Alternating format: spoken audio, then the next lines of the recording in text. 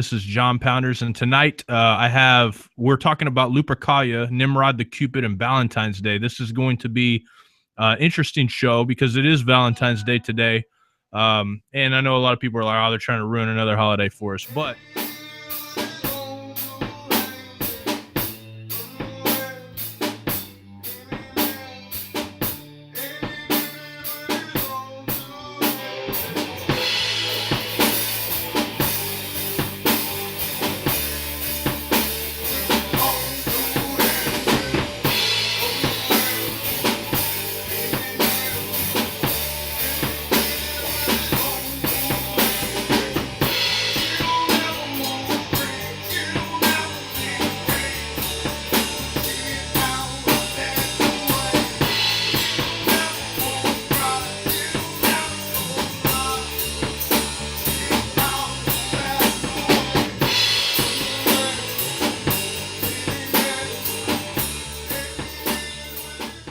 this goes to the idea of Pan. Okay, so the better known, I guess, as Pan because really is a Greek equivalent to Faunus.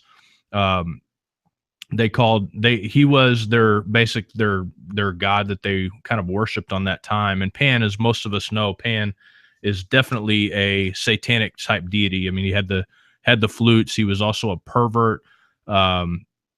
Really just disgusting. And this is from the page 19 of the book, Symbols and Their Meaning. Pan was also, not only was he a sexual deviant, he was also a pedophile, and he also lured kids away, kind of like in Peter Pan, where he'd lure kids away and they would never be seen again because he would sacrifice them and do stuff like this.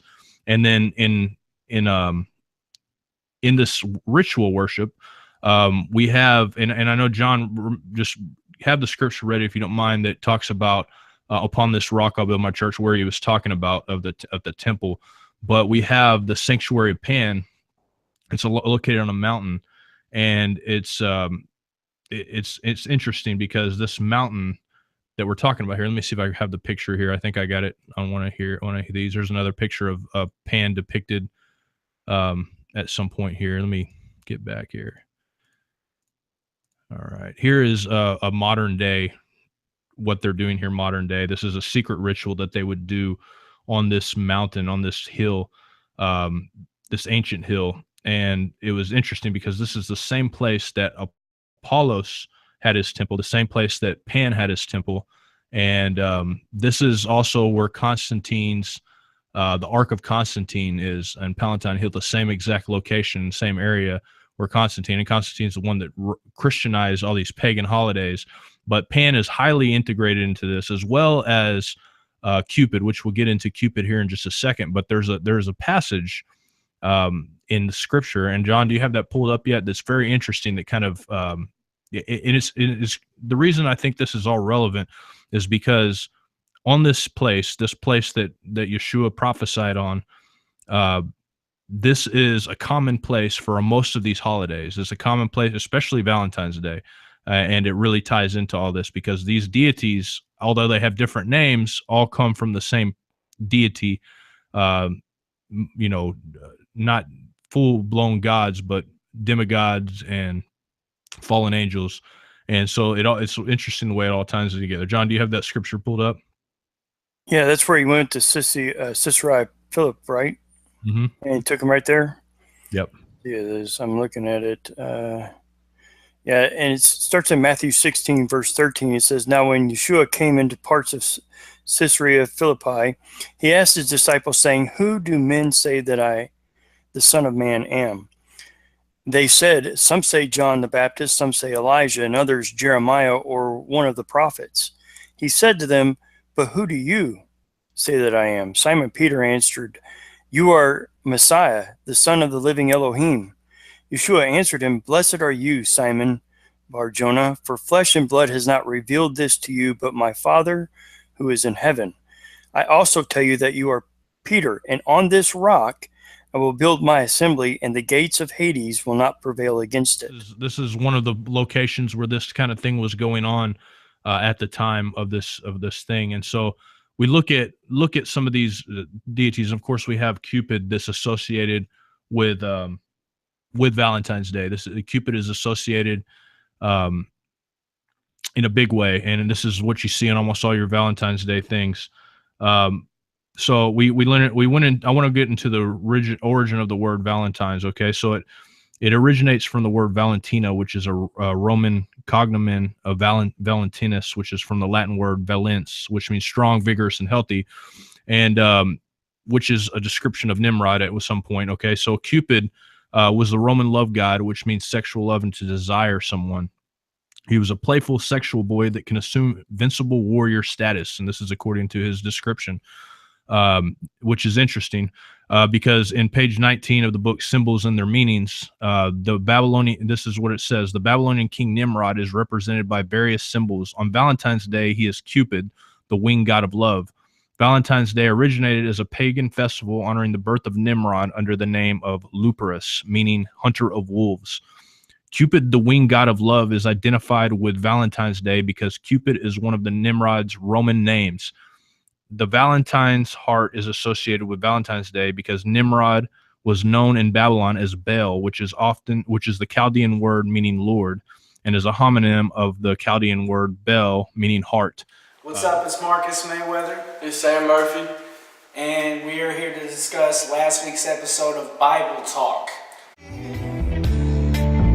Like I think of you,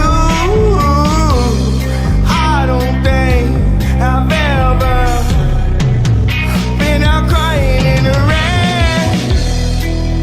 Do you think of me?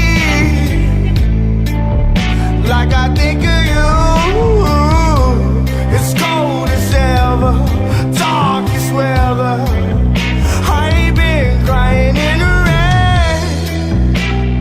Will you come back? Will you come back to me, please? The views, it hits me so hard. It brings me to my knees.